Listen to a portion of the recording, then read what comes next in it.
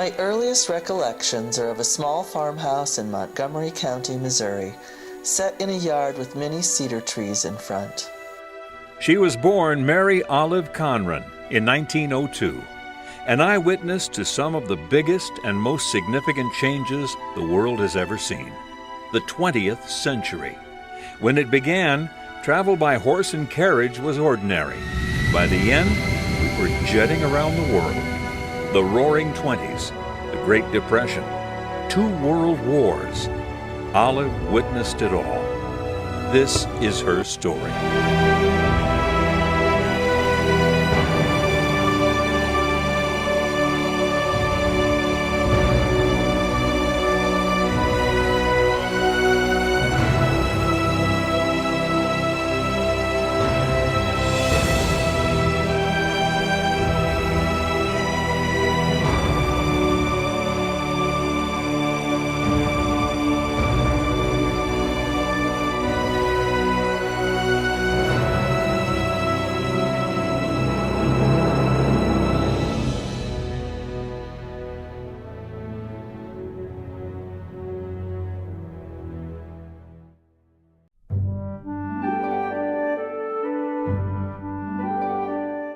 Olive's grandfather, James Conran, migrated to the United States in 1850. He joined other family members who had left Ireland 13 years earlier. The situation in their home country, the potato famine, was only getting worse. The Conran family eventually established roots in Missouri, a new life in a state that was just being settled. James had a son, John Conran, who married Bertha Lee Whitman in 1900. 2 years later, Olive was born. And within 4 years, John and Bertha's family was set, with daughter Olive and sons Douglas and Lee.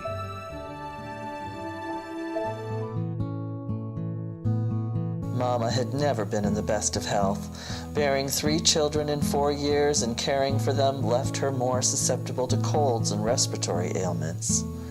Bertha developed tuberculosis. Doctors said the only known remedy was to move her to a high, dry climate.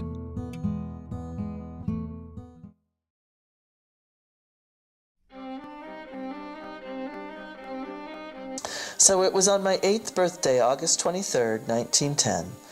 Papa, Mama, Douglas, Lee, and I were speeding through Kansas on a train bound for Colorado Springs, a new home, a new life. When we arrived, I became aware of the massive, towering hulks which seemed almost on top of us. Years later, just thinking about it gave me a twinge, something akin to fear that clutched me when I beheld the Rockies' overpowering majesty. Eventually, the family found a home on the Prairie, east of Colorado Springs. It was no easy adjustment. Only a kerosene lamp provided a source of dim light at night. Our home could have easily been taken as a chicken house back in Missouri. We were living in a boundless nowhere. But from the beginning, Mama started feeling better, breathing the thin, light air. The children were enrolled at Bancroft School, a few blocks from their home on the Prairie near Colorado Springs. On occasion, the family welcomed visitors from Missouri. Olive could see the happiness on Mama's face every time. Life was good. While Douglas, Lee, and I went to class in the one-room school, Mama held music classes in their home, teaching the neighborhood girls.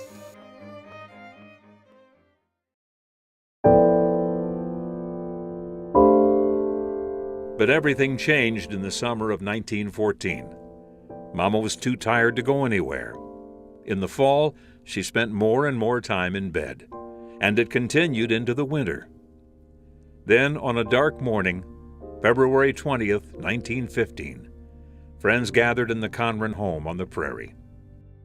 The air was thick with fine snow, which melted as it fell. Neighbor women spoke in hushed voices as they moved about the kitchen. Papa sat by Mama's bed, holding her thin, wasted hand in his. We children stood at the foot of her bed. Her eyes opened wide, with a look that seemed to hold us in a lingering caress. Then she slowly closed her eyes and slipped away from us into another world.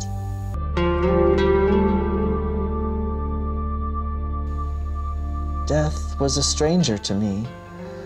I think I did not realize what had happened until, with a deep groan, Papa took her hand from his. Daddy wept, saying over and over, "Mama's gone. Oh my, Mama's gone."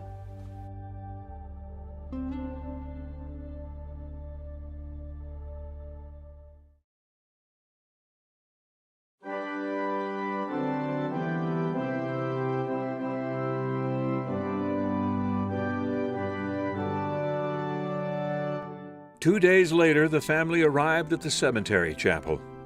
Old friends were already there, neighbors too. Heard that day songs that Mama often played, including Nearer My God to Thee and Rock of Ages. I could hear Mama singing them. The lump in my throat all but choked me. Right then, I became aware that she was gone forever, that I would never hear her sing or laugh again. Papa didn't laugh much anymore.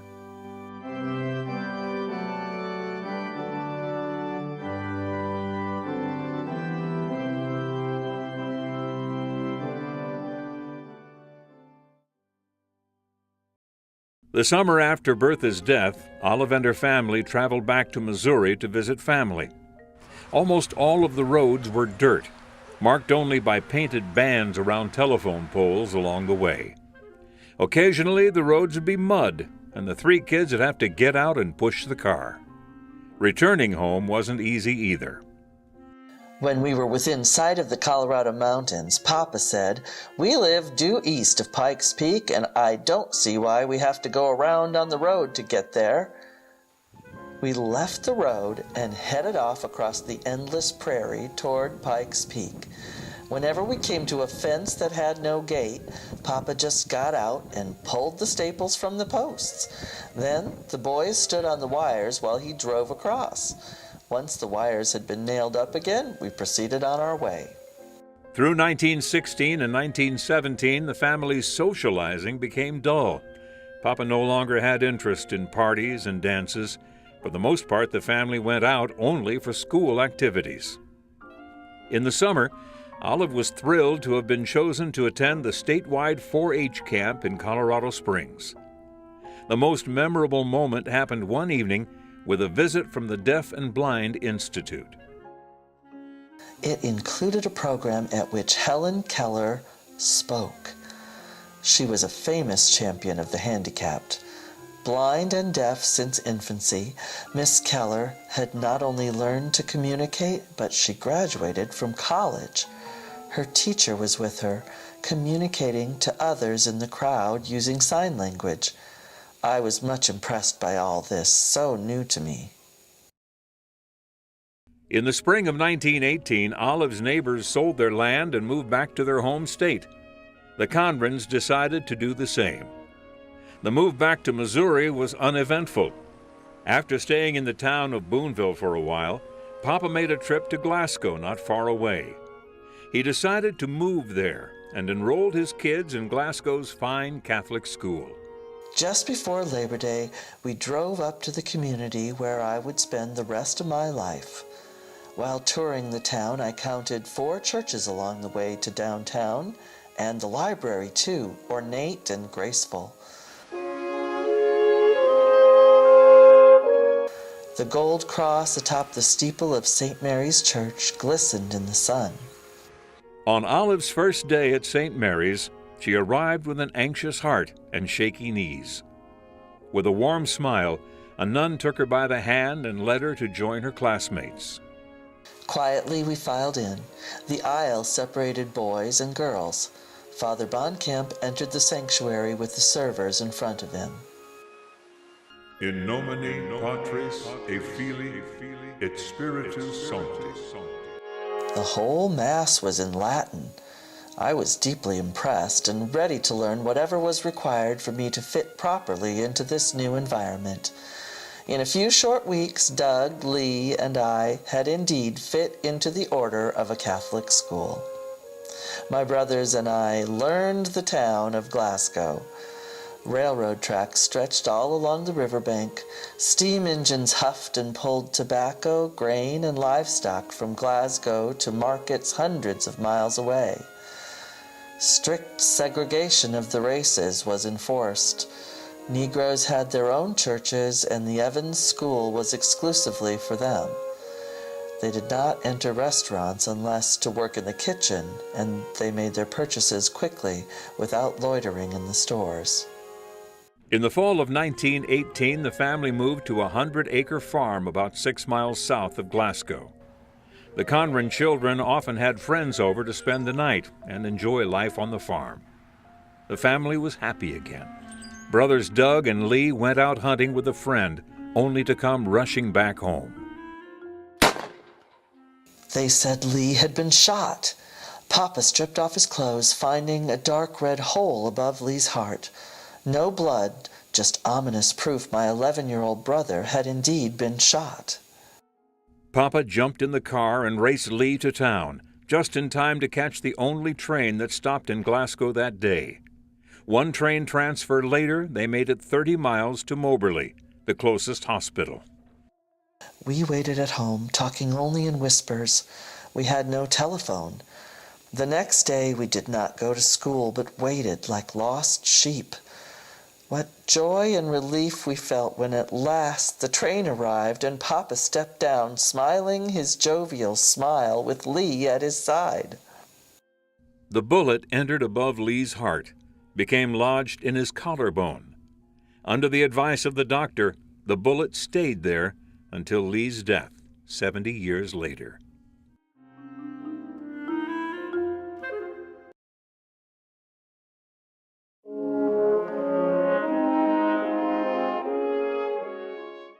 The family moved back into town in the spring of 1920. Now in the 11th grade, Olive was going to the public high school in Glasgow. It was quite a change from St. Mary's. I loved school, any school, and soon felt quite at home there too, perhaps partly because there was less regimentation and the discipline was less severe. In the fall of 1920, something happened that changed Olive's life forever. It was an ordinary day. Olive went downtown with a friend to enjoy an ice cream soda. As I left, a young man I had barely met came up and asked if I would like a ride home. My heart was doing flip-flops. Along the way, he asked if I would like to go with him to a dance that night. My feet had wings as I raced home, breathless to announce the news. John Westhues had asked me out. At the dance, I was riding on a rainbow. It stands out as one of the most thrilling nights of my life. John was a member of the church choir at St. Mary's. He sang from the high loft upstairs, while Olive sat downstairs in the pews. I could feel his eyes on me. At least I hoped they were on me. When there was no choir, I could almost tell whether it was he coming down the aisle from back of the church just by the sound of his footsteps. I thought him the most handsome, masculine, the strongest man at church. Love was in the air. In early 1921, Olive learned the news that her father was getting married to Lena Osher, a woman who had been helping the single father with his family. I was stunned. I was too busy being in love myself to think Papa might also be. I had always imagined that I would simply despise any woman who would dare to take my own dear mother's place. But it was hard to resent Lena, even a little. She had already become too dear to me. I was happy that she was to become part of our family.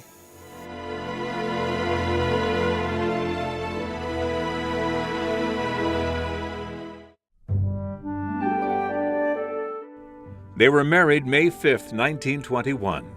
It was a quiet wedding. That summer, Olive registered for her senior year in high school, and then she too became engaged. Olive and John were making wedding plans when tragedy struck in October. John's father was killed after his horse apparently stumbled and fell. It was a quiet winter for the family. After the harvest, John took a little time off. He set about cutting trees and hauling them to the mill for lumber to build our house just east of the Westhues home.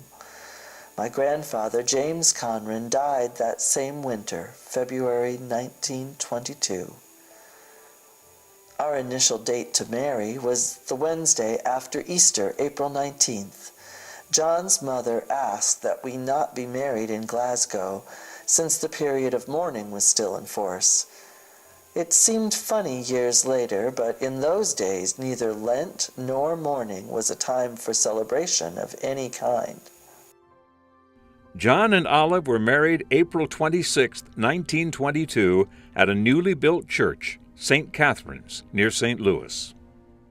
I didn't stop to think at the time, but now I wonder if it was a bitter pill for the Westhues family that one of their sons should marry an Irish girl, and a poor one at that.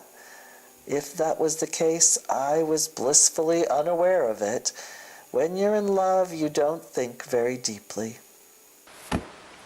A month into her marriage, Olive was determined to impress her new in-laws and prove she had domestic skills. Well, she tried. After watching John's mother bake a loaf of bread, Olive tried to do the same without much experience. I kneaded the dough well and set it in the cupboard to rise, just as I had seen John's mother do. But rise it did not. After a couple of hours, I began to panic. I resolved to get rid of the flat, soggy stuff before the men would come in from the field for dinner. I thought about burning it, but decided they would surely notice the smell. So I took the dough to the far end of the garden and buried it. That afternoon, family arrived to visit. John's mother mentioned there were lots of ripe strawberries in the garden. Olive, forgetting about the frustration that morning, set out with them to pick the fruit. As we opened the gate, I saw the dog prick up his ears and sniff. I followed his eyes to a large, white, mushroom-looking thing rising out of the earth at the far end of the garden. The dough did rise, but not when and certainly where I had intended. Not for a long time did I tell even John what had happened that day. August 23rd, 1922 was my 20th birthday, and it was a big day. We staked out the site for our new home. The outline of the foundation was marked at night by the light of the North Star. This meant the house would be situated square with the world, as was common in those days. By late November, our house was finished. We moved in Thanksgiving Day. We were so proud of the house, our new home.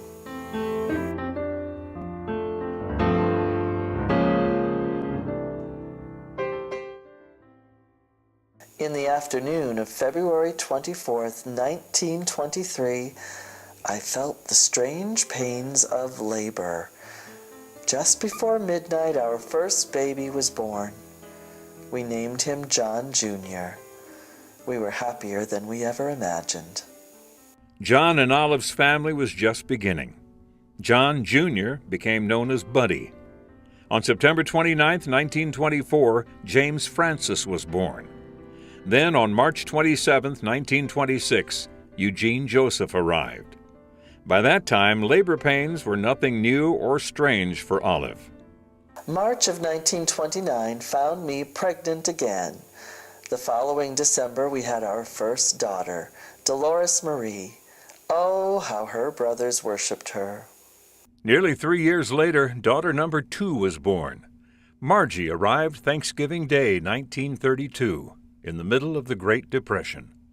Although we desperately needed the money, John was so fiercely independent and proud that he refused any and every help. Somehow we survived the Depression without 1 penny of government help, an achievement that was a source of self-esteem to John the rest of his life. To help survive financially, John reopened a coal mine on the farm that had operated for years. Not only did it provide his family with money, it provided jobs to several men, but not for long. In 1935, a man was crushed underground. Wallace Shipley was left paralyzed. He died within a week. The death hurt John so much. Over and over he had warned the miners never to go under loose rock until it had been propped. Not long after Mr. Shipley's death, the mine closed. Another venture to get through the Depression was breeding and trading mules, but there was a less demand for them. Tractors were fast replacing animal power. Eventually, John reluctantly gave up farming with horses and mules, buying a tractor, but not until the 1950s. The apple orchard also helped the family during the Depression. Olive did some canning and sewing. John raised turkeys too. Through the tough times, John and Olive were determined to provide their kids a fun childhood.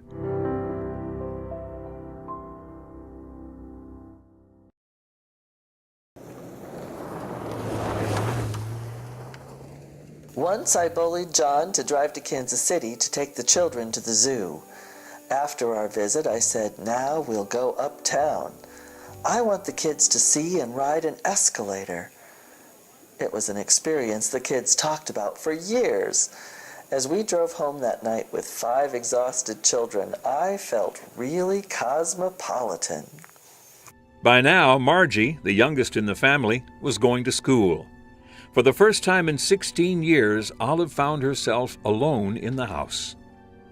For 5 years, she watched her kids board the bus for school every morning. During the summer, John organized and managed baseball teams. He named his first team the Little Potatoes. Hot dogs, last off hot dogs,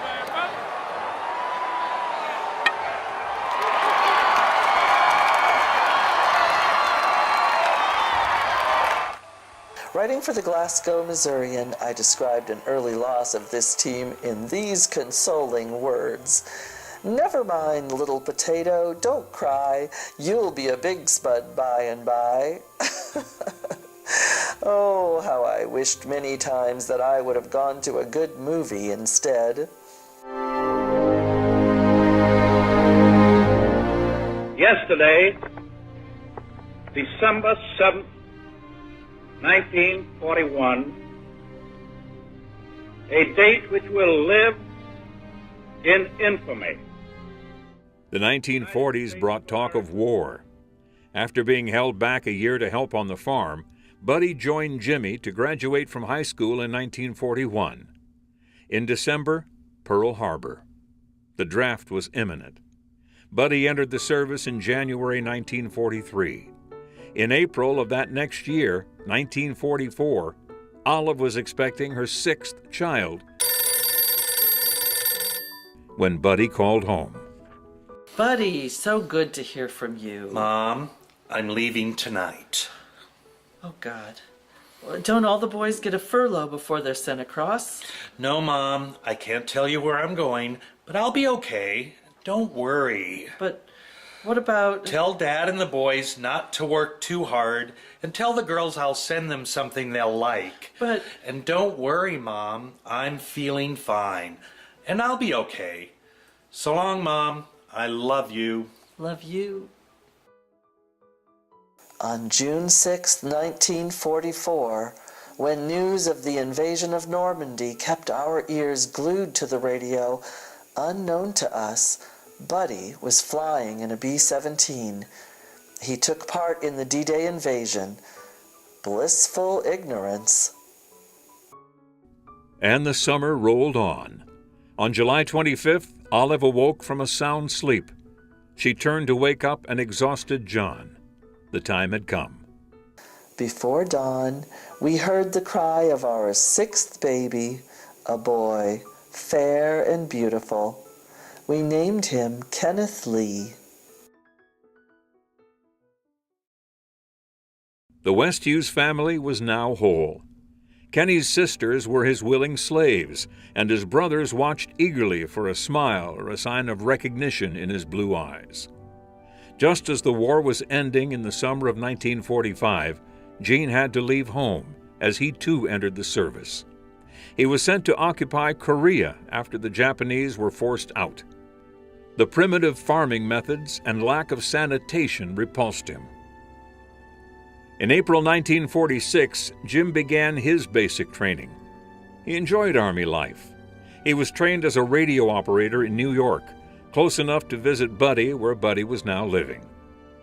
With the return of Gene and Jim from service in March of 1947, life in the house was full and busy again. We felt like a family once more, and I was glad.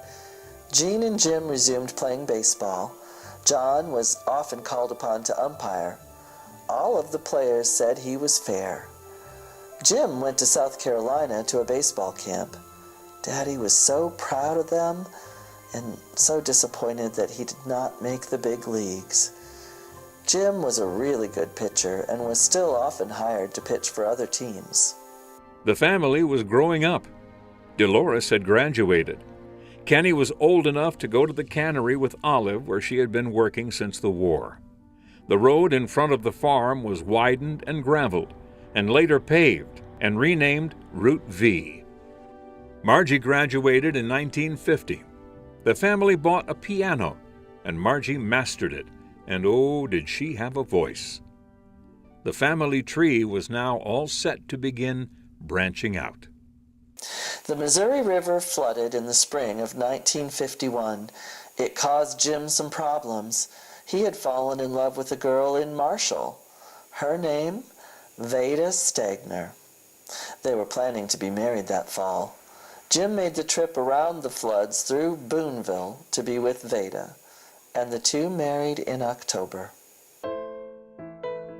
Dolores grew restless and bored working at the Glasgow Bank. She quit and moved to Kansas City to take a job with the Corps of Engineers. A year later, Margie quit her job at the bank too and moved in with Dolores, taking a job at a pharmaceutical company. In August 1954, John and Olive's first grandchild was born. Buddy and his wife Betty gave birth to Margaret Rose, named after her Aunt Margie. Little Margie. Months later, the health of Olive's father became erratic. It continued to worsen. Then the day after Christmas, 1955. Mama phoned in a panic saying, "Come right in, Dad is bad." John and I rushed in. I could see death was imminent. The doctor said there was little he could do.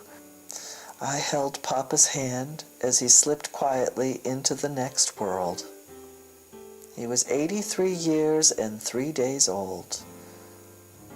Papa had been both father and mother to us those 6 years after our mother's death. But in his simple wisdom, our father had provided us with another true friend, our stepmother these past 35 years. Papa left no will, so by law his children, Doug, Lee, and I, would share his estate. Without hesitation, we signed over our shares to Lena. She began to stay often with John and me on the farm. By then, John and Olive had a television. Their family got together and gave them one as a Christmas gift. The family enjoyed watching shows like I Love Lucy, Ed Sullivan, and Lawrence Welk. Love was in the air again. Dolores brought a young man from New Jersey to the farm. She met Rudy Wadle in Kansas City, where he was studying to become a doctor. John said to me, "You know, Chick, I think Dolores really likes this guy." The two made plans to marry in November 1956. I wanted to make Dolores's wedding dress. We shopped in Kansas City for the patterns and materials, deciding on a simple princess-style dress with high collar and long tapered sleeves. It turned out beautifully, and Dolores looked like a dream in it. Then Gene brought us news of another marriage in the making. He met a girl named Juanita Kennett. Soon they came to show us her sparkling diamond ring. The date was set for January 13th. A few weeks before the wedding, Olive received a phone call. Lena was in a serious crash. By the time we reached the hospital, Mama was in a room and she knew us. She said, "Oh, Olive, I'm afraid I have broken my hip." At that moment, the chaplain came in to give her last rites. I stepped back so that he could approach her bed. She looked up at him and, for the first time, realized how badly she was hurt. She went into shock and never regained consciousness. Lena's funeral was January 3, 1957. About the same hour she was laid to rest, John and Olive's first grandson, James, was born to Jim and Veda. 3 days later, Buddy and Betty had their second granddaughter, Jonna. The effect of Mama's death just 2 weeks before Gene and Juanita's wedding made the occasion even more subdued. Juanita had one attendant, and Gene only had a best man. Juanita looked lovely in a beautiful white lace dress.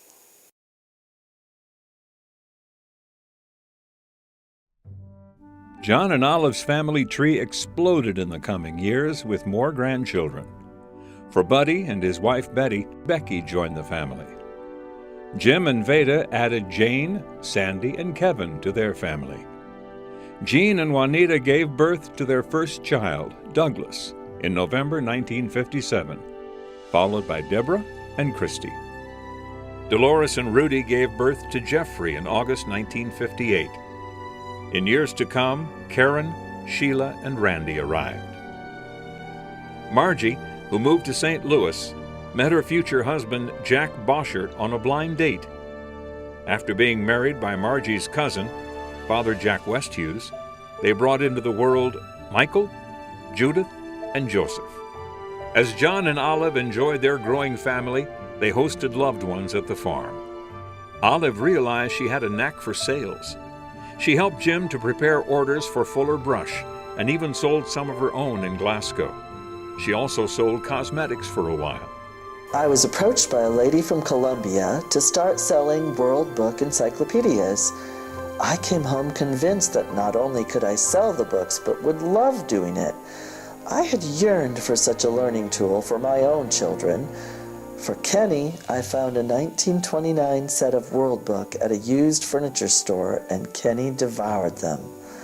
For well over 10 years, I sold World Book off and on around Glasgow. A dozen years separated Kenny from his younger sister, Margie.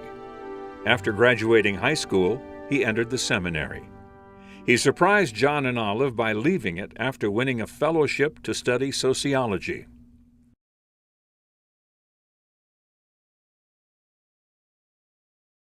In the summer of 1968, John fell ill. He was diagnosed with a bowel obstruction. After surgery, the doctor determined a tumor was benign, no cancer. A week later, surprising news. He was to have another operation, this time on his prostate.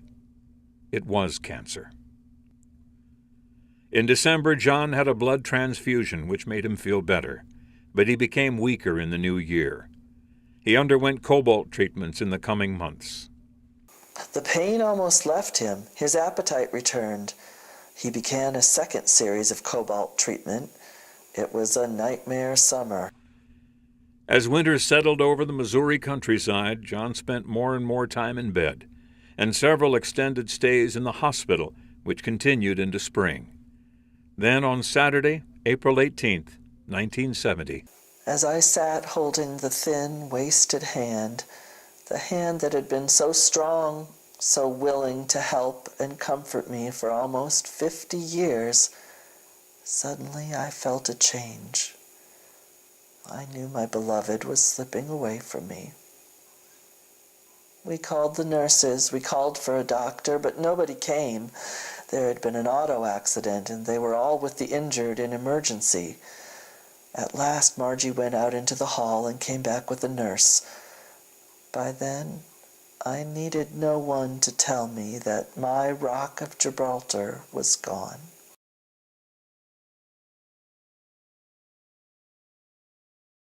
Some said it was the largest funeral ever held at St. Mary's Church. I barely recall who was there. Tears rolled down the bearded cheeks of Jimmy Coon, Glasgow's Santa Claus. In the back pew sat a black man who had been befriended by the figure now lying still in the casket. The next day I was at home on the farm with my children and grandchildren. I watched them doing the springtime chores that Daddy had always done. There came over me a peace, a solace, and I thought, He is with me still in these dear children. Thank you, God, for them.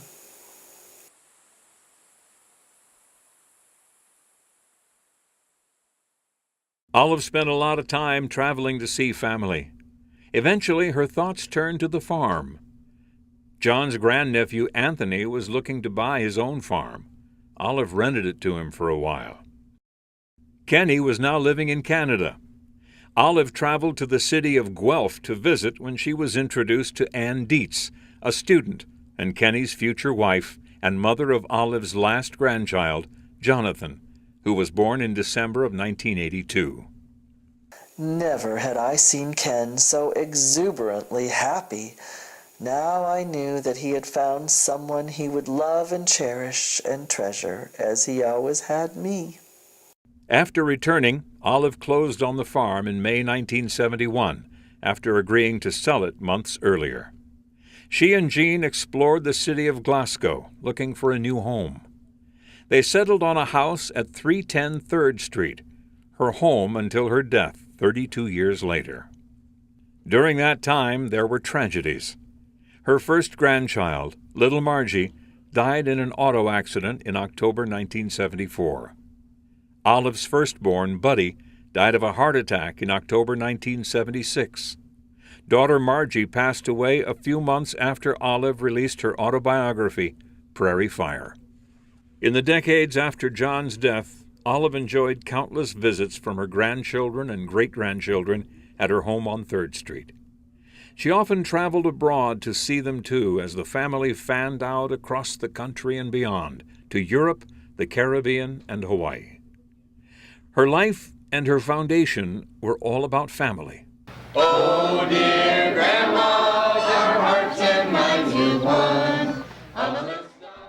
To this day, descendants of John and Olive Westhues gather for a family reunion every 5 years. Happy birthday to you. Happy birthday to you. In August 2002, Olive attended her final reunion as family celebrated her 100th birthday.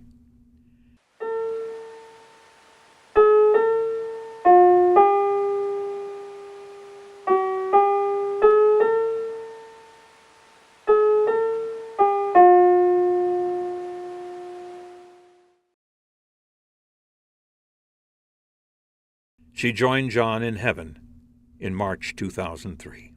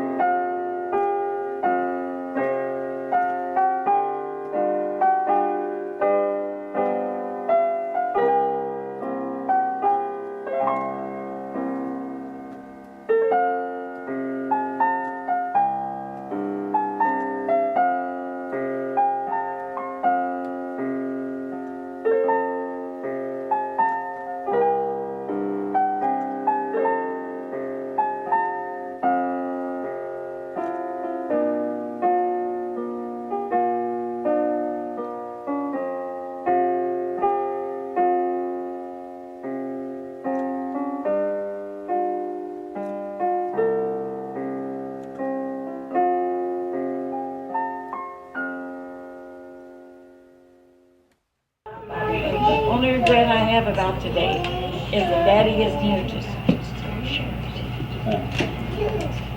and I want to thank everybody for everything that they've done for me all through the years. If I've ever hurt anybody. Is that enough? That's enough. Great. Okay.